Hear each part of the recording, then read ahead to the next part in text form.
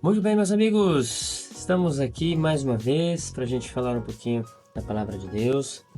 Que bom que você está aqui, que você está acompanhando os vídeos. Já temos aí quase 100 inscritos no canal, uma bênção. E gostaria de te convidar para que você se inscreva, compartilhe com seus amigos, familiares.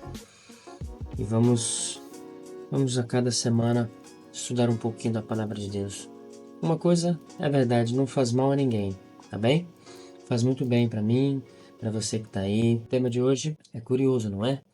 Deus muda de ideia? O que você acha? Deus pode mudar de ideia? Vem com a gente depois da vinheta.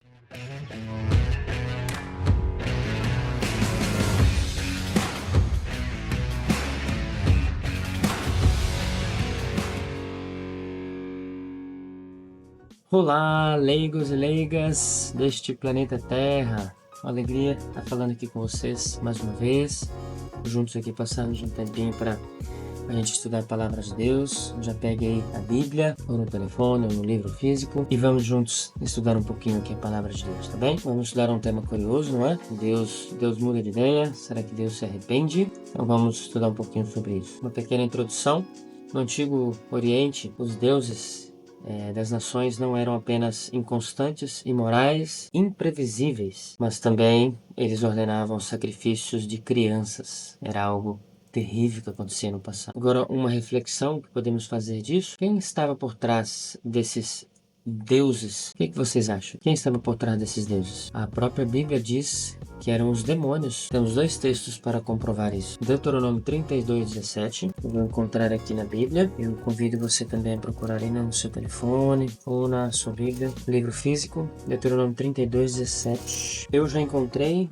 Deuteronômio 32, versículo 17 diz assim: sacrifícios ofereceram aos demônios, não a Deus. A deuses que não conheceram, novos deuses que vieram há pouco, dos quais não se estremeceram seus pais. Nesse texto nós vimos que eles ofereceram a deuses que eram os demônios que estavam por trás dessa adoração àqueles falsos deuses. Um outro texto, 1 Coríntios 10, versículo 20 e 21. Vou procurar aqui, eu já encontrei aqui. Diz assim: antes digo que as coisas que eles sacrificam é a demônios que as sacrificam, e não a Deus. E eu não quero que vos torneis associados aos demônios. Apóstolo Paulo, escrevendo aos irmãos em Corinto, ele continua dizendo assim: não podeis beber o cálice do Senhor e o cálice dos demônios. Não podeis ser participantes da mesa do Senhor e da mesa dos demônios. Eu gostaria de falar aqui, se alguém que está assistindo esse vídeo ou é um médium, ou um feiticeiro, ou um pai de santo, eu gostaria de dizer que os sacrifícios que são oferecidos a essas entidades não são ao Deus verdadeiro, mas sim aos demônios. É triste dizer isso, mas é a verdade bíblica. Este sincretismo de adoração a falsos deuses sempre existiu. Hoje o inimigo tem a artimanha de falar de Jesus, num terreiro ali, de tentar introduzir Cristo e o Evangelho junto com as práticas, junto com os rituais ali. Mas Cristo, ele disse: eu sou o caminho, a verdade e a vida. Ninguém vem ao Pai senão por mim. Então, eu gostaria de dizer a você com muito carinho: se você é um espírita, se você é um feiticeiro, um pai de santo ou alguma outra religião mística, eu gostaria de dizer a você que todos os intermediários que fazem parte do ritual não são de Deus, são demônios. São demônios que estão fazendo parte deste ritual. Abra os olhos, meu amigo, e venha para Cristo. O Yahvé é o Deus da Bíblia, o seu caráter é perfeitamente bom, o seu caráter é imutável. Diferente daqueles falsos deuses do Oriente Médio, precisavam receber sacrifícios humanos para que a sua ira se aplacasse. E é somente por causa da bondade e misericórdia de Deus é que temos esperança tanto agora quanto na eternidade. Agora, em contraste absoluto com esses falsos deuses do mundo antigo e mesmo com os deuses modernos de hoje, Yahvé se preocupa profundamente com o mal, com o sofrimento, a injustiça e a opressão, e condena essas realidades de forma constante e explícita. O que é mais importante, o que enche mais o nosso coração, é que um dia Deus colocará um fim a isso tudo, toda a maldade praticada. Na Bíblia, o amor e a justiça andam sempre juntas. O verdadeiro amor requer justiça, a verdadeira justiça só pode ser regida pelo amor e executada por meio dele, por meio do amor. Não estamos acostumados a pensar nesses dois conceitos juntos, não é verdade? Mas isso ocorre porque tanto o amor quanto a justiça foram grandemente distorcidos pela humanidade. E hoje, o que nós mais vemos hoje em dia é isso mesmo. Pela falta de amor, produz péssima e equivocada justiça hoje em dia. Nos fóruns, nos tribunais, nas investigações. É tudo forjado, tudo manipulado, quase tudo. E pela falta de justiça, hoje em dia, revela a falta de amor na prática. Então, as duas coisas têm que estar juntas, de mãos dadas, o amor e a justiça. E Deus é essa pessoa. Concentra-se nele amor e justiça igualmente. Eu gostaria de ler alguns textos agora que nos ajudam a perceber a bondade e a justiça de Deus na Bíblia. Vamos lá juntos? Então vamos lá. Tem uns textos aqui que exaltam a justiça, a retidão e a bondade de Deus. Eu gostaria de compartilhar ele com vocês. Esses textos está Salmos 33, versículo 5, diz assim: Ele ama a justiça e a retidão. A terra está cheia da bondade do Senhor. É verdade, nessa terra nós não só percebemos o mal que advém do inimigo, do pecado, mas também nós percebemos muita bondade neste mundo, não é? Então a bondade vem de Deus. Isaías 61, versículo 8. Porque eu, o Senhor, amo a justiça, odeio o roubo e toda a maldade. Nossa, tem muitos governantes aí que... Misericórdia. Acho que tinha que ler mais esse texto aqui. Isaías 61, versículo 8. Porque o Senhor ama a justiça e odeio o roubo e toda a maldade. Em minha fidelidade os recompensarei e com eles farei aliança eterna. Jeremias 9, versículo 24.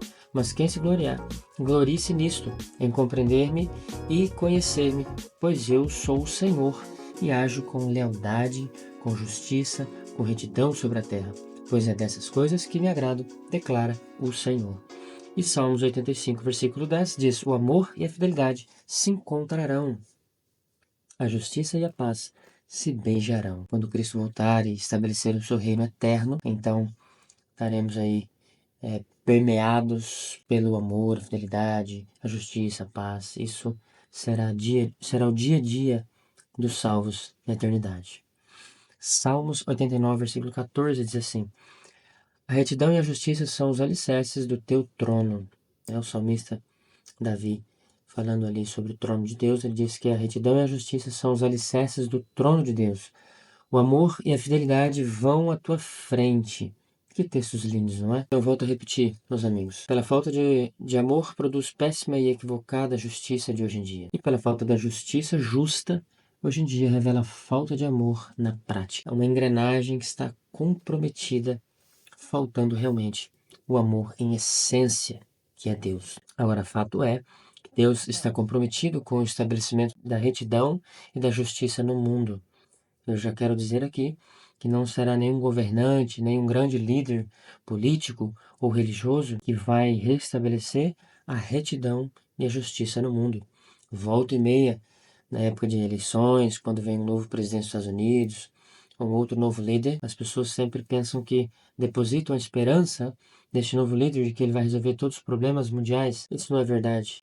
A profecia bíblica aponta muito bem que da liderança política e religiosa em Apocalipse 13, nós percebemos que virá uma perseguição aos fiéis filhos de Deus. Não vamos nos concentrar lá, mas vamos nos concentrar nas promessas de Deus. Aqui sim, podemos estar amparados porque Ele vai voltar e vai resolver todos os problemas, as injustiças que existem neste mundo. Creia nisso, eu creio nisso. É bem verdade que o divino governo moral de amor é justo e reto, bastante diferente dos governos corruptos deste mundo, que muitas vezes perpetuam a injustiça para ganho e poder pessoal. O reino de Deus é totalmente diferente, porque o seu caráter é totalmente diferente. Deus é totalmente bom e justo. O único ser que concentra-se nele, plenitude de bondade, justiça e amor. Em Deuteronômio 32, versículo 4, exaltando aqui as obras perfeitas de Deus, diz assim: Ele é a rocha, As suas obras são perfeitas e todos os seus caminhos são justos. É Deus fiel que não comete erros, justo e reto ele é. Que bênção, né? Salmos 92, versículo 15 diz assim: para proclamar que o Senhor é justo, ele é a minha rocha. Nele não há injustiça. Que bom saber disso, que em Deus não há injustiça. Tem inúmeros textos da Bíblia afirmando isso, que Deus é justo, que nele não há injustiça, queridos. Isso é muito importante, porque vivemos num mundo que totalmente o contrário hoje. É difícil nós vermos justiça, e sim, nós vemos muito injustiça neste mundo. O Deus da Bíblia é um Deus justo. O mal não pode habitar nele. Jesus, quando estava aqui, em algum momento ele disse: eu nada tenho contigo, se referindo a Satanás. Eu nada tenho contigo. Eu não tenho pecado em mim. Em 1 João, versículo 1, sim. Esta é a mensagem que dele ouvimos e transmitimos a vocês. Deus é luz.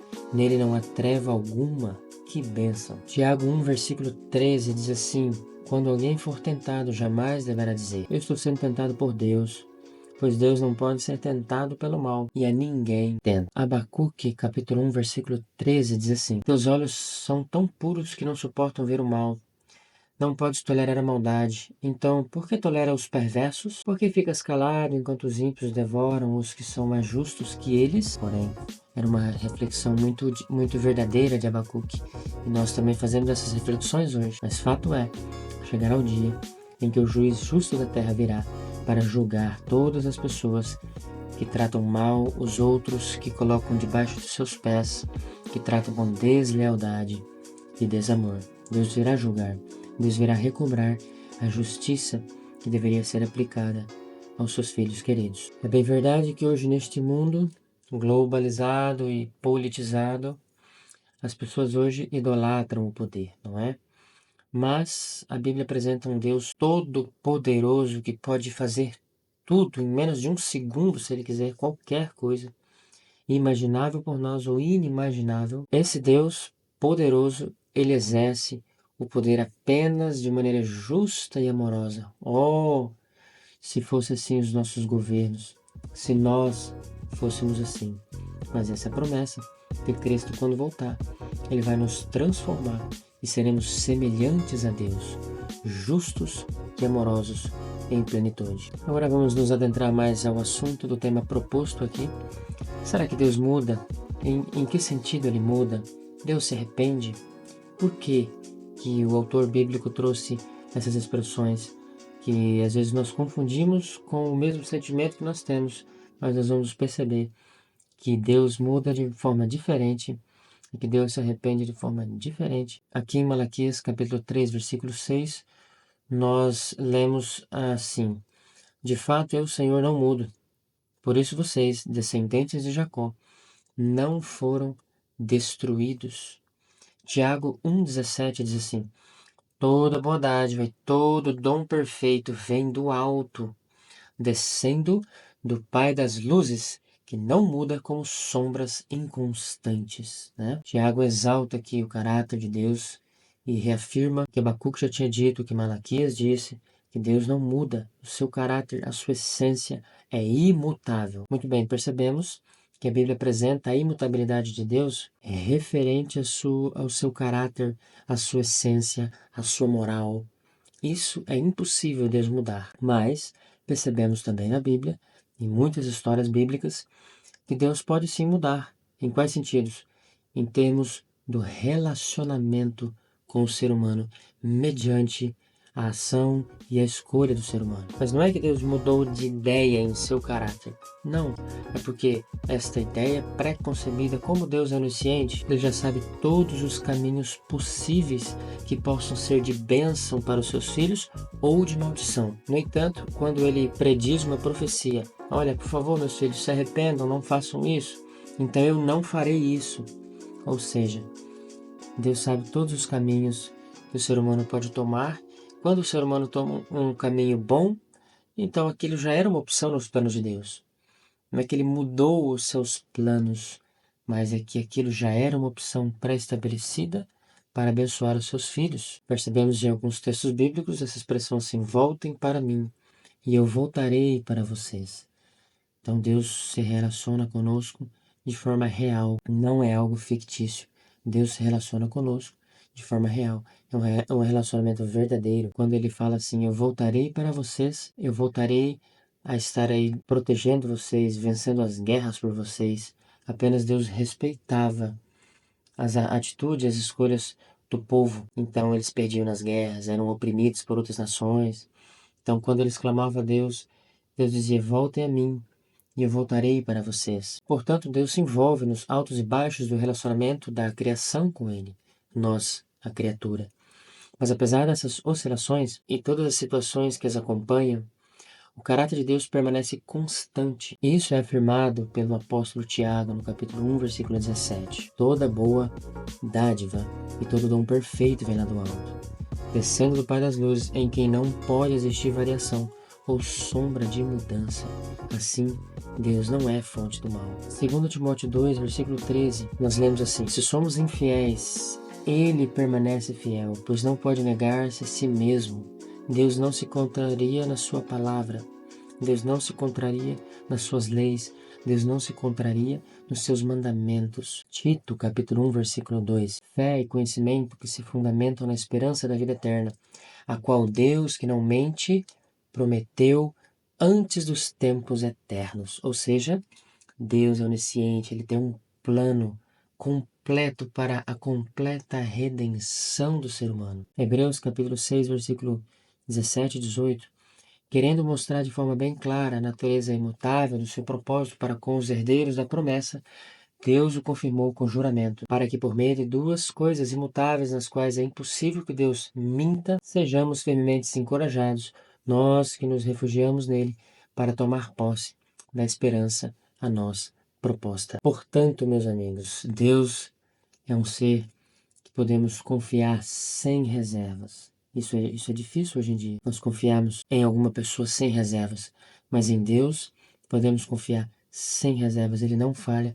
não mente, ele se não contradiz em sua palavra, em suas promessas. E podemos ter confiança e esperança em relação ao futuro, porque, como diz Hebreus, capítulo 13, versículo 8, Jesus Cristo é o mesmo ontem, hoje e amanhã. Você confia na bondade de Deus? Mesmo quando as coisas não estão indo muito bem na sua vida? Como essa imagem de Deus na cruz o ajuda a confiar em sua bondade? Uma reflexão para todos nós, não é? Vale a pena confiar em Deus em todos os momentos, porque Ele se entregou por nós mediante a sua justiça e o seu amor. Ele é um Deus justo, verdadeiro, e veio aqui morrer por nós. Já percebemos que Deus não muda, pelo menos como é o mudar e se arrepender no contexto humano. Em Êxodo capítulo 32, versículo 14, ali tem o contexto quando Moisés subiu ao Monte Sinai para receber de Deus as duas tábuas dos 10 mandamentos. Quando Moisés vai chegando lá ao pé do monte, ele percebe que há uma grande adoração, mas não era adoração ao Deus de Israel. Era uma falsa adoração, era uma adoração que estava acontecendo a um bezerro de ouro, porque durante esses 40 dias que Moisés ficou no monte, a multidão conseguiu influenciar Arão para que pudessem construir um bezerro de ouro e adorar, porque eles imaginaram: nossa, onde está Deus? Onde está Moisés, o nosso profeta que falava com Deus? Já não volta mais, ele deve ter morrido lá, deve ter acontecido alguma coisa com ele. Agora estamos só novamente. Então veio à mente das pessoas, dos líderes do povo ali, a fazer as imagens das quais eles já conheciam os seus antigos deuses no Egito. Então eles derreteram ouro, todo mundo ali fez doações e eles derreteram ouro e fizeram, dentro desse período de 40 dias, um bezerro de ouro. E quando Moisés estava descendo, ele viu aquilo. Então ele arremessa, a Bíblia diz que ele arremessa as duas tábuas de pedra no chão. E aquelas duas tábuas de pedra, elas chocam com outras pedras ali e tudo, e elas se quebram. Mas, logicamente aqui, se eu e você, quem sabe, fosse Deus, com os nossos sentimentos corrompidos pelo pecado, nós destruiríamos completamente aquela nação. Mas em Êxodo 32:14, Deus disse assim: e sucedeu que o Senhor arrependeu-se do mal que ameaçara trazer sobre o povo. Mas não foi assim que Deus fez. Deus tinha que demonstrar justiça ali. Moisés ele fez um convite para o povo: quem está do lado de Deus, vem aqui comigo, vem aqui perto de mim. E foram lá os levitas, né? Todos os levitas estiveram ali do lado de Deus, ali do lado de Moisés. E aí Deus então Moisés ordenou que os levitas sondassem quem foi os líderes que causou ali aquela rebelião, aquela falsa adoração ali, que influenciou Arão.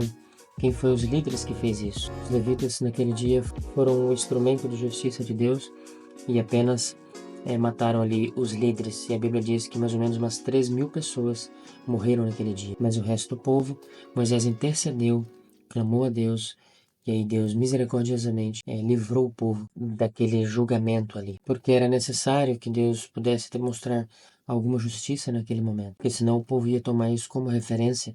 Nossa, nós adoramos lá o bezerro de ouro no Monte Sinai e não aconteceu nada conosco. Então, nós podemos fazer isso de novo. Então, seria mais uma tentação, mais uma tendência pecaminosa que o povo estaria guardando no seu coração. E Deus tem que ir lidando com essa dinâmica do pecado sempre. Só Deus consegue fazer isso. Mas então os levitas, eles assassinaram os líderes ali, os que encabeçaram esse movimento de adoração e fazer um bezerro de ouro. E quase 3.000 pessoas, 3.000 homens foram mortos naquele dia. Jeremias capítulo 18, é muito interessante aqui. Deus convida Jeremias, fala por ele assim numa visão: Jeremias, levanta e vai até a casa de um oleiro. O oleiro é uma pessoa que constrói o vaso, né? Hoje em dia já é mais raro ver um oleiro, mas ainda tem. Mas no passado era muito comum isso. E aí Deus pede para Jeremias ir na casa do oleiro. E ele chegou lá, o oleiro deixou o vaso quebrar. Ele estava assistindo ali, ele não estava entendendo muito bem ainda a visão, mas ele foi na casa do oleiro. E aí ele estava olhando o oleiro fazer o vaso ali. De repente o vaso quebra e cai da mão do oleiro. E aí nós lemos assim: mas o vaso de barro que ele estava formando estragou-se em suas mãos, e ele o refez, moldando outro vaso de acordo com a sua vontade. Então o Senhor dirigiu-me a palavra. Agora a explicação da visão, né? Jeremias 18, versículo 4. Ó comunidade de Israel, será que eu não posso agir com vocês como fez o oleiro? Pergunta o Senhor, né? Deus estava perguntando ali, né? Como barro nas mãos do oleiro, assim vocês estão nas minhas mãos, ó comunidade de Israel. Se em algum momento eu decretar que uma nação ou um reino seja arrancado, despedaçado e arruinado, e se essa nação que eu adverti converter-se da sua perversidade, então eu me arrependerei e não trarei sobre ela a desgraça que eu tinha planejado. E se noutra ocasião eu decretar que uma nação ou um reino seja edificado e plantado, e se ele fizer o que eu reprovo e não me obedecer, então me arrependerei do bem que eu pretendia fazer em favor dele. Olha só a dinâmica que Deus tem que lidando com o ser humano. Deus tem todos os planos para nós, planos bons, todos planos bons, mas é condicional. Depende de nós aceitarmos, sermos conduzidos por Deus nestes caminhos da vida. E aí Deus explicou a visão para Jeremias. Ele estava sem entender por que Deus me viu aqui na casa do oleiro. E aí Deus comparou ali o vaso de oleiro com uma nação do povo de Israel. Que também podemos aplicar hoje individualmente como um vaso que Deus pode nos refazer de novo a cada dia. Só basta a gente permitir, porque Ele é o oleiro perfeito. Existem várias coisas, por exemplo, que podemos destacar aqui, que Deus não mudou e não muda. Por exemplo, Deus criou o ser humano, mas após o pecado, nós sabemos a história, Adão e Eva ali, eles pecaram, e Deus não deixou de seguir o seu plano de redenção da raça humana. Muito bem proposto e pré-estabelecido antes de criá-lo, o ser humano. Deus apenas muda de ideia circunstancialmente quando a mudança do ser humano se encontra com os seus planos de bondade e justiça já pré-estabelecido por ele. A circunstância pode mover na esfera humana em direção a favor se a graça de Deus. As circunstâncias do dia a dia podem mover na esfera humana, aqui na nossa convivência, em direção a favor e a graça de Deus. O seu firme caráter, a sua essência intrínseca e o seu plano inicial e final, isso Deus não muda. Deus tem um plano muito bem pré-estabelecido para a redenção total da raça caída. Outra coisa que Deus não muda são as suas leis. Percebemos isso na sua palavra. A sua palavra, Deus não muda as suas leis. A sua palavra permanecerá por toda a eternidade. E a Bíblia diz que Deus não é homem para que possa mentir, nem filho de homem para que mude de ideia. Isso está lá em 1 Samuel 15, versículo 29. Deus não muda de ideia e não se arrepende como nós, seres humanos, mas sim mediante a resposta do ser humano, de acordo com as circunstâncias, e Deus lida com toda a complexidade e a dinâmica que envolve aqui na vivência do ser humano, passando pelo filtro da história do pecado ainda. Deus então tem que aplicar o seu amor e a sua justiça, dependendo das escolhas do ser humano. Deus muda de ideia sobre o juízo que ele irá aplicar a uma nação, a um povo, a alguma pessoa, em resposta ao arrependimento, e porque o seu caráter é bom e amoroso. Sempre quando ouvimos essa expressão assim, vocês ouviram o que foi dito? Jesus usou essa expressão várias vezes. Isso aqui não foi Moisés que disse. Quando Jesus se refere, vocês ouviram o que foi dito, não foi dito por Moisés nos livros inspirados, a Bíblia, mas sim pela tradição judaica e dos líderes que existiam naquela época. Em Mateus 5, versículo 43 até o 48, nós lemos assim: vocês ouviram o que foi dito? Ame o seu próximo e odeie o seu inimigo. Jamais Deus disse isso na sua palavra inspirada. Claramente percebemos que isso é uma tradição judaica. Ame o seu próximo e odeie o seu inimigo. Mas eu lhes digo, então Jesus reformula tudo isso, que isso está errado. Mas eu lhes digo, ame os seus inimigos e orem por aqueles que os perseguem, para que vocês venham a ser filhos de seu Pai que está nos céus, porque Ele faz raiar o sol sobre os maus e os bons e derrama chuva sobre os justos e injustos. Se vocês amarem aqueles que os amam, que recompensa vocês receberão? Até os publicanos fazem isso. Os publicanos eram as pessoas que eram judeus, eram ordenados e contratados por Roma para arrecadar os impostos do seu próprio povo. E essas cobranças eram altíssimas e injustas. E se saudarem apenas os seus irmãos, o que estarão fazendo demais? Até os pagãos fazem isso. Pagãos eram as pessoas que não adoravam a Deus, que adoravam a deuses falsos, os demônios. Portanto, sejam perfeitos como perfeito é o Pai Celestial de vocês, Jesus disse. Então, meus amigos, devemos seguir a justiça e o amor. Não é fácil para nós, porque nós somos pecadores. Isto não é simples, é um processo que pode durar a vida toda na comunhão, na graça, na entrega a Deus. Entre algumas quedas e vitórias, nós vamos seguindo com Cristo de mãos dadas para a eternidade. E aqui o convite de Jesus, que está relatado por Mateus, é que possamos ser perfeitos em amor, assim como é Deus. Deus diz em 1 João 4,8 que Ele é amor, então devemos imitá-lo, mesmo que isso não faz parte inerentemente do nosso caráter, da nossa natureza, mas devemos seguir este exemplo, devemos nos esforçar pela graça e pelo poder do Espírito a cada dia para seguir o exemplo de Deus e sermos amorosos com as pessoas. Agora, por outro lado, nós percebemos que o amor imperfeito é aquele que demonstra amor só por aqueles que estão mais próximos, para as pessoas que já nos amam. Mas aqui Jesus nos diz que devemos amar a todos, inclusive os nossos inimigos. Muito bem, mediante todas essas informações e textos bíblicos, nós podemos confiar em Deus, porque no fim, esse próprio Deus de amor e justiça, Ele trará justiça perfeita a este mundo. Não será nenhum governante ou líder político e religioso que trará a justiça para este mundo. Eu vejo nas notícias, nos jornais, muitas pessoas depositam suas esperanças em humanos, em seres humanos, em líderes políticos. Não é daí que virá o nosso socorro. O nosso socorro virá da volta de Cristo, do estabelecimento do seu reino eterno aqui. Em Romanos 2, versículo 5, ensina que o seu justo juízo será revelado. E por fim, os redimidos cantarão: grandes e admiráveis são as tuas obras, Senhor Deus Todo-Poderoso. Justos e verdadeiros são os teus caminhos, ó Rei das nações. Quem não temerá e não glorificará o teu nome, Senhor? Pois só tu és santo. Por isso todas as nações virão e se prostrarão diante de ti, porque os teus atos de justiça se fizeram manifestos. Muito bem, meus amigos, entendemos que Deus não muda, que Ele é imutável, seu caráter é imutável. Apenas em algumas circunstâncias da nossa sobrevivência humana aqui, inseridos num contexto de pecado, Deus por várias vezes ele tem que demonstrar o seu amor mediante o nosso arrependimento. O vídeo de hoje é isso. Eu desejo que Deus te abençoe muito a sua vida, a sua família. Eu peço que, se você gostou desse vídeo, você se inscreva no canal, dê essa força para o canal para que ele chegue para mais pessoas e que mais pessoas estudem a Bíblia aqui conosco. Se inscreva, deixe seu like, deixe seu comentário e não se esqueça, Deus está cuidando de todos nós.